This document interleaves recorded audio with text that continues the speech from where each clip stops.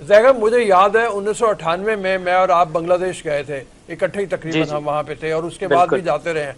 तो हम दोनों आपस में जब बात करते थे गलियों में फिरते हुए, कितनी गुर्बत का अंदाजा हमें होता था। हमारी समझ में नहीं आता था कि ये किस तरह से गुर्बत से निकलेगा। अब ये 3 सालों में या पिछले 5 सालों में हुआ क्या कि वो इतना आगे निकल गया। बिस्मिल्लाहिर्रहमानिर्रहीम, अस्सलाम वालेकुम dear viewers, welcome back to my channel. तो आज जी हम बात करने वाले हैं पाकिस्तान के मीडिया को लेकर और बांग्लादेश की इकॉनमी को लेकर। पाकिस्तानी मीडिया बांग्लादेशी इकॉनमी के बारे में, बांग्लादेश के बारे में क्या बातें कर रहा है और क्या वाकई ही बांग्लादेश जो है वो फ्यूचर का सुपर पावर बनने जा रहा है, और इसके ऊपर बांग्लादेशी मीडिया का क्या रिएक्शन है, बांग्लादेशी लोग इसके बारे में क्या बात कर रहे हैं। तो पहले ये वीडियो देखते हैं।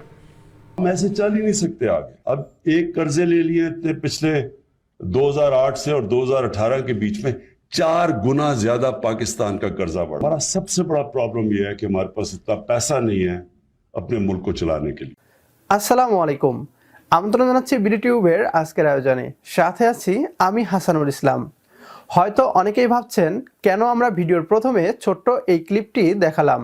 এর কারণ হচ্ছে বাংলাদেশে থাকা পাকিস্তান প্রেমীরা মনে করে আমরা পাকিস্তানের বদনাম করছি। তাদের ভাষ্য মতে পাকিস্তান পারমাণবিক বোমার দেশ, তাই তারা দেউলিয়া হবে না।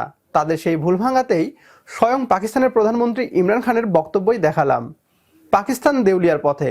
এই দেউলিয়া পাকিস্তানকে কি বাংলাদেশ ঋণ দিয়ে সহায়তা করবে? এই প্রশ্ন আমাদের নয়, বরং পাকিস্তানি মিডিয়ায় বেশ গুঞ্জন চলছে এটি নিয়ে।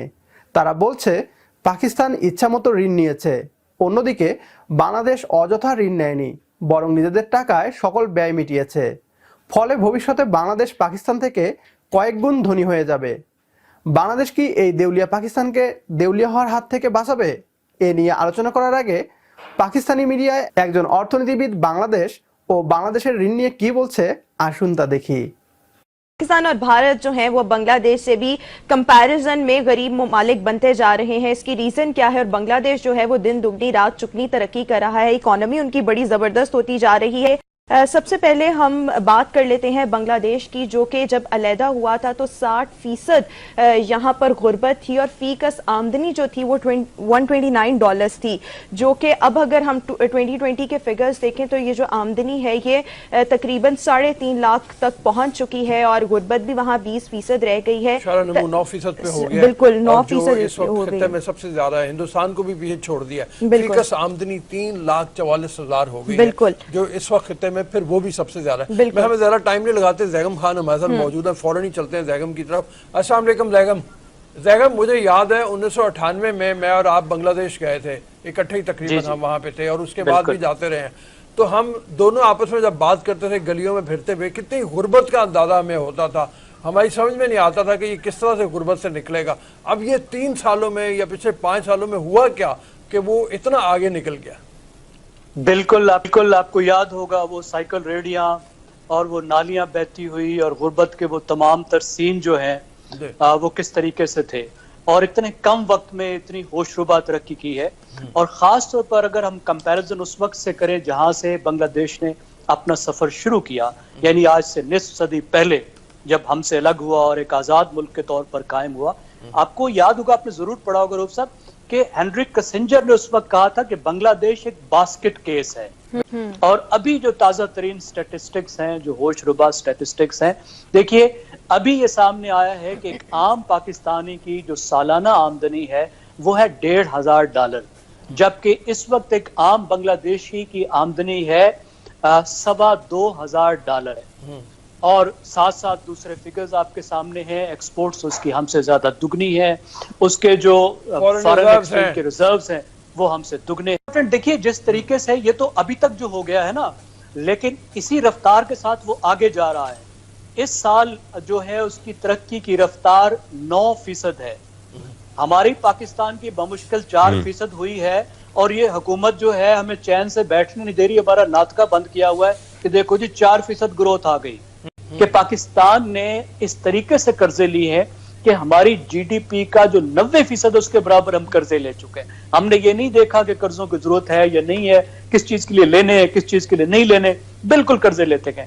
लेकिन बांग्लादेश दुनिया के लीस्ट इंडेटेड नेशन में से है, उन तरक्की पजीर मुल्कों में से है जिन्होंने बहुत कम कर्ज लिए हैं और उसके जो कर्जों की रफ्तार है, जो जो जीडीपी रेशो है, डेट टू जीडीपी रेशो है, वो बमुश्किल 30%। ओके नाजरीन, तो ये था आज का वीडियो जिसमें पाकिस्तानी मीडिया पर बांग्लादेश को लेकर बातें हो रही थी और बांग्लादेश की बहुत ज़्यादा तारीफ की गई। और जो साहब टीवी के ऊपर बातें कर रहे थे, ये 1998 में बांग्लादेश गए थे और इन्होंने जो वहाँ बांग्लादेश की सूरत हाल देखी थी वो बहुत मुख्तलिफ सूरत हाल थी। और इन लोगों का ये कहना है कि हम ये सोच रहे थे कि बांग्लादेश इन चीज़ों से कैसे बाहर आएगा, इस गुर्बत से कैसे निकलेगा। लेकिन आप देखिए कि पिछले 10 सालों में या 15 सालों में बांग्लादेश ने ऐसा क्या किया है कि आज ना सिर्फ बांग्लादेश पाकिस्तान को पीछे छोड़ गया बल्कि भारत को भी पीछे छोड़ दिया है। और आज बांग्लादेश जो है वो साउथ एशिया में हाईएस्ट ग्रोथ रेट के साथ पहले नंबर पर है और बांग्लादेश की जो एक्सपोर्ट्स हैं वो पहले से भी ज़्यादा बढ़ रही हैं, जिससे बांग्लादेश आने वाले दौर में आप देखेंगे कि 2035 तक बांग्लादेश जो है वो इससे भी बहुत डबल आगे जा चुका होगा। लेकिन बांग्लादेश की तारीफ करना होगी। वेल डन बांग्लादेश, जिस तरीके से बांग्लादेश ने किया है, बांग्लादेशी लोग भी खुश होंगे और इसमें बांग्लादेशी लोगों का बहुत अहम हाथ है, उनकी हार्ड वर्किंग है। और उसके साथ साथ कुछ अच्छी पॉलिसीज़ भी हैं गवर्नमेंट की कि जिस तरीके से बांग्लादेशी गवर्नमेंट ने पॉलिसियाँ बनाई हैं, फॉरेन पॉलिसीज़, एक्सपोर्ट्स को लेकर, इंपोर्ट को लेकर, लोन को लेकर।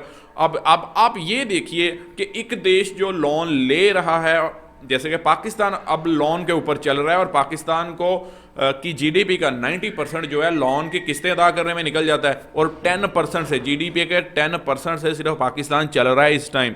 और बांग्लादेश जो है वो लोन दे रहा है। तो एक देश जो लोन ले रहा हो और दूसरा देश जो लोन दे रहा हो, तो दोनों का कंपैरिजन भाई कैसे कर सकते हैं कि बांग्लादेश के इस टाइम जो स्ट्रेटजी है वो सबके सामने है कि बांग्लादेश अपने आप को इकोनॉमिकली जो है वो स्ट्रॉन्ग कर रहा है और पाकिस्तान ने अपने आप को जो है वो मिलिट्री वाइज ज़्यादा स्ट्रॉन्ग किया है, लेकिन पाकिस्तान की जो इकॉनमी है वो बहुत पीछे रह गई है। इस सारे झंझट में पाकिस्तान की जो इकॉनमी है उसको बहुत ज़्यादा अफेक्ट हुआ है।